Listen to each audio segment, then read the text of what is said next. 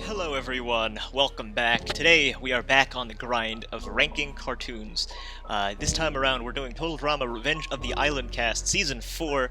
It's been a while since we last did this because the channel went through some hard times, but we're here to stay. So, my name is Julio from Goose Productions. This is the Total Drama Revenge of the Island tier list. I'm ranking these all based on how much I like them. Here's a hot take. I really do like Season 4. I think Season 4 is probably the only Total Drama season that's not what I would consider like a 9 out of 10. I wouldn't consider it 10 out of 10, but it's definitely very close, and I think it's probably the most well-written season. It doesn't have too many contrivances. I think the only really stupid thing's the Dakota Zoey thing, but that's not even that bad, right? I don't even think it's that bad. I think it's silly, but it's not that bad.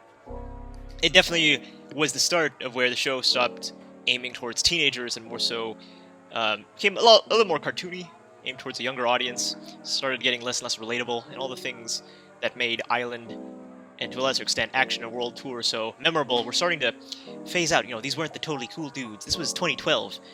I guess it was made in 2011. It got delayed because of an earthquake in Japan. But this is when the network started changing and all that. The world started evolving, as you say. And now, I remember being in the fandom back in 2012. I distinctly remember my first episode being episode 7 of this season, the Treasure of Dr. McLean or whatever, something like that. That was the very first episode I saw as it was airing. It was weekly, and that was pretty exciting, getting to see this, see a cast for the first time, right? See a season live, because I wasn't there for the first few years, just because I didn't know about the show, and I had no way to really see it, but things changed. Anyway, something that I do have to mention is that a lot of hate came from this cast in those olden days, because it was a newer cast. People want their Duncans and their Courtneys and their Gwens and all that stuff. And this season was completely fresh. And I feel like for a lot of kids and even some tweens and teens, that was like, no, I want my old characters back. This sucks. This cast sucks. They're all rip-offs. I hope the season's been vindicated by history. I feel like it has, where people look back on it and they're like, you know what? Why did we hate this season? The season is really, really not that bad, especially compared to All-Stars, Redonkulous Race, and of course... No, sorry, did I say Redonkulous Race? No, I meant All-Stars, Pakateo Island. Total Drama Rama. Redonkulous Race is the only thing that came out that people have fairly unanimously agreed is pretty darn good.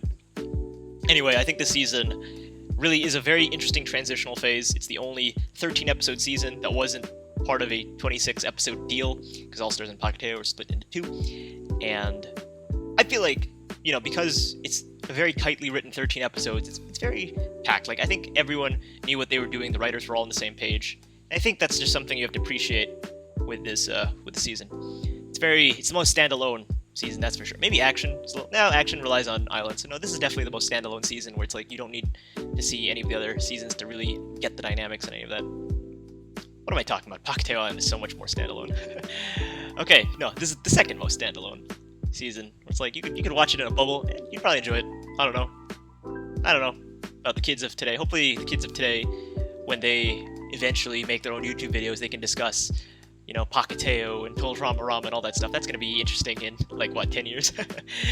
All right, let's start. So Anne Maria, I'm gonna say A for Anne Maria, just because she's a very enjoyable character. I feel like she is a very early source of conflict.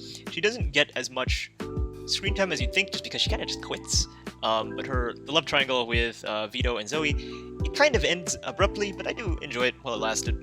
I think she was definitely one of the more dated references, being Jersey Shore ripoff, I guess.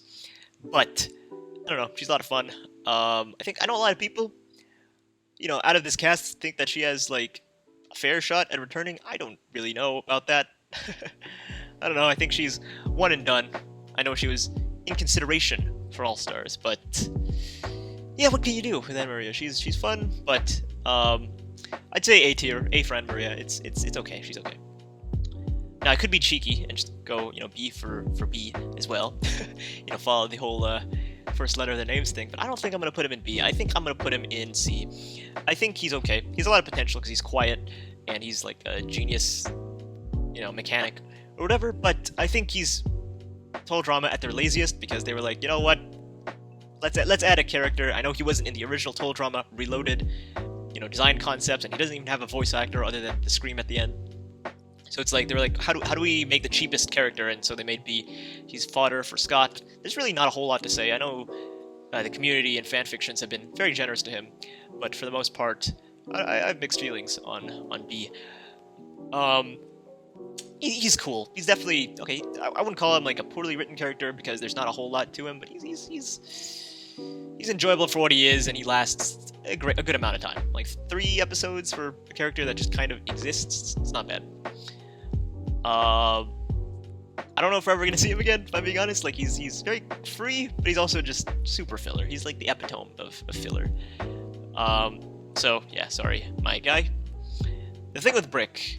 So next up we have Brick, and the thing with Brick is that he's awesome. He is quite possibly one of the best like pre-merge characters they've ever done. I don't think I think in previous seasons they weren't really considering having plot lines for too many characters, especially like pre-merge arcs. They have done it in the past. They've had hit and misses, and I think Brick is probably one of their best hits. He's a very fun, relatable, goofy, lovable character. He's a very military guy, but he's a softie. He has a little rivalry with Brick and all that.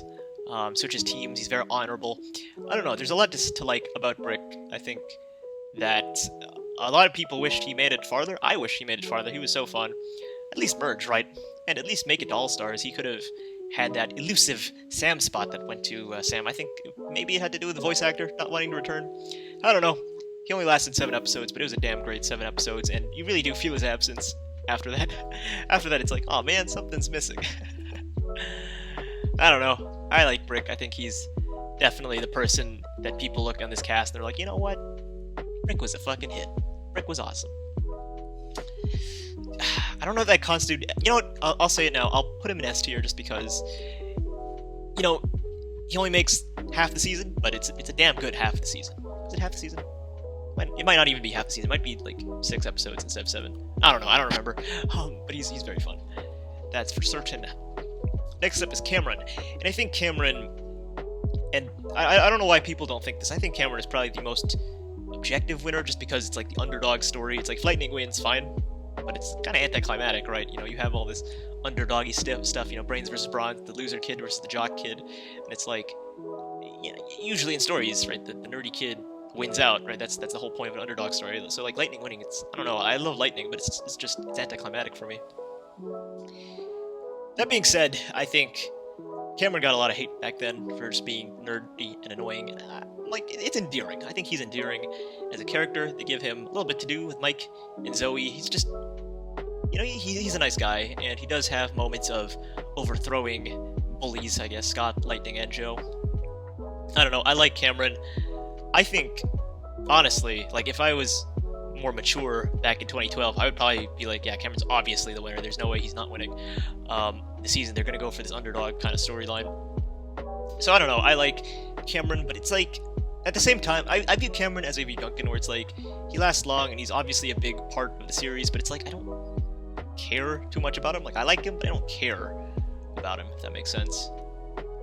I don't know. I'm going to put him in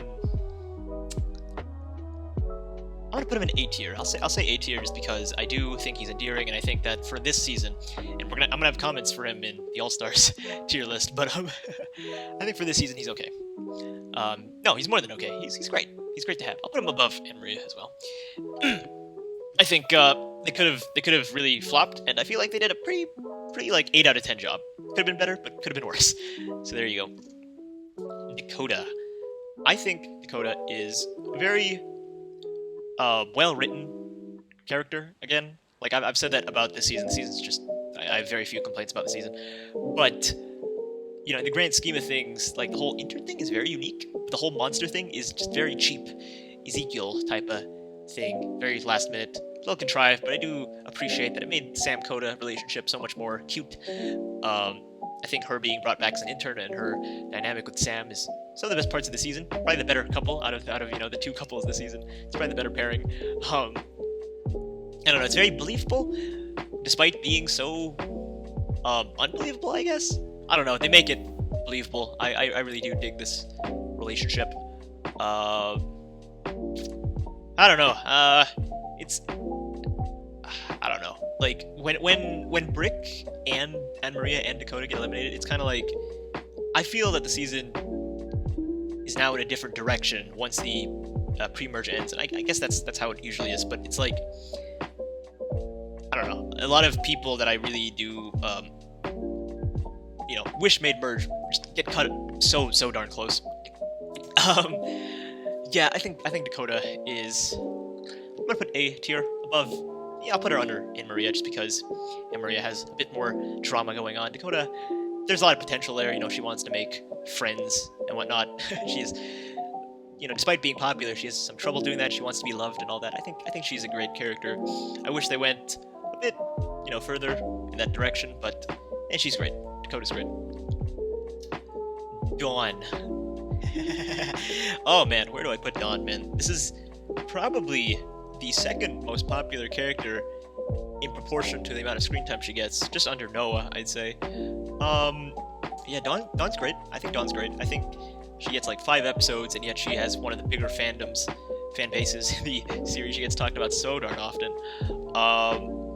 I don't know. I think Dawn is a joy to have. She's so cute. She's so unique. She's so interesting with her powers and the aura whisper thingy, and the whole fact that she's not like this bubbly kind of innocent girl. No, she's very like savage with some of her comments and exposing other people's lies. Maybe she's not empathetic to others. She cares about animals more than human beings and all that. She wants to expose Scott. That could have been fun. Dawn versus Scott. I mean, yeah. Hopefully we get some of that in the future. That could be fun. I don't know. I feel like Dawn, for only being in 5 episodes, she does leave an impact. They could have gone in the B direction or the Staci direction, and she's just kind of there to be, a nothing character. But for the most part, I think Dawn hits it out of the park. I think she completely hits it out of the park. In a sense that it's like she lasts 5 episodes, but she definitely left an impact. And I think that's great about a character. It's hard. I'm gonna put her in high B tier. Maybe people will give me shit for it for putting her too low and too high. Like, there's no winning here. I think Dawn's great. I think they did an amazing job with Dawn in terms of longevity. There's definitely an open window if they want to do another. If they did do another season of this cast, discounting All Stars, of course, Dawn is definitely in the running, I'd say, and probably significantly more likely than you'd expect, because the creators are not idiots, right? They know about the fan base, right? They know. That's why Noah returned in RR. But yeah, I'll put in B for now because it's more so what she didn't do than what she did do, right? That's what leaves her so intriguing. You have that veil of mystery and fantastical elements. Anyway, next up we have Joe, and I think I'm gonna put Joe in S tier. I think Joe is probably one of the best characters. What the heck? There we go. Joe is probably one of the best characters of the season. Joe is just so much fun to have around. She has very interesting energy. Like, the singers are hit and miss, right? Some of them are pretty cheesy, honestly. But I mean, it's a kid show. What can you do? She definitely serves the role as a static antagonist, whereas Scott, he kind of gets his karma. Joe doesn't really get her karma, nor does she really develop at all. And she's not really an antagonist in the sense of a total drama antagonist, like manipulates the crowd. She's just kind of bossy and mean, but at the same time, she's so fun. She is so much fun. I love having her around. She's just, the villain trifecta of her, Lightning, and Scott. Like, those 3 are just a bundle of fun, and that's really where I think Revenge of the Island excels. I think she's just, I don't know, I think she's probably the best character. You get, like, a little sense of depth throughout the episodes, that there's more than meets the eye. They never really explore that, but just that potential is just so much fun. I guess it really does make the world feel alive. A lot of people say that the Gen 2 and Gen 3 casts are kind of one-note and one-dimensional, but I feel like Joe is kind of like, a counterpoint to all that. I might be digging too deep in a kid's show that was made 10 years ago, but, like, I don't know, she's awesome. Joe's awesome.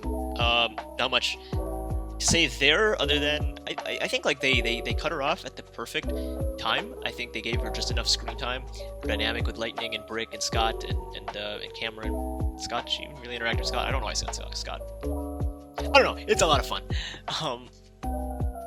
Yeah, not much to say. Not much to say other than Joe's awesome. She has gray sweatpants.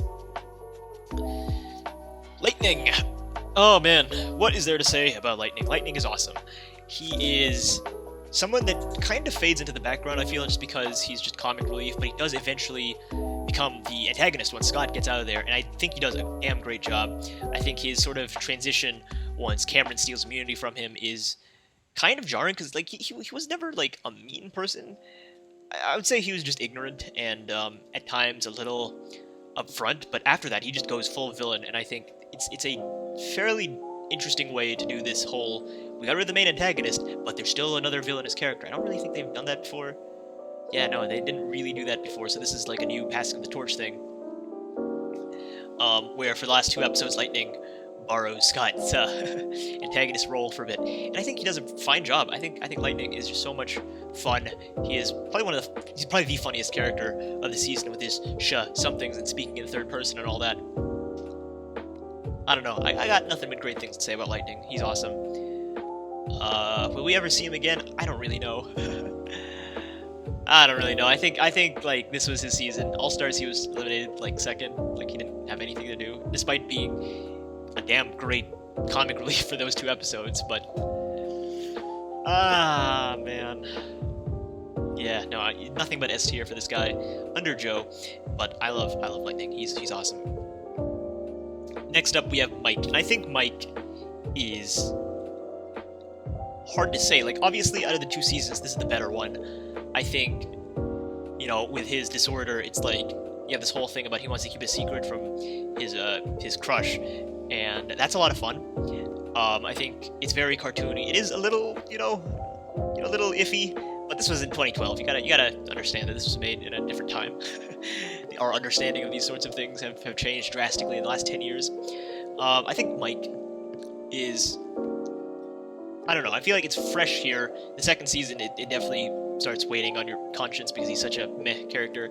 But I think Mike was good. I think he's definitely someone that is, like, he doesn't really have a personality other than he wants to hide his personalities, his alters, rather, and that the 4 alters are what really drives this character.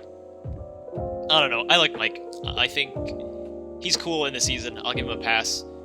I will put him in... I'll put him under A tier.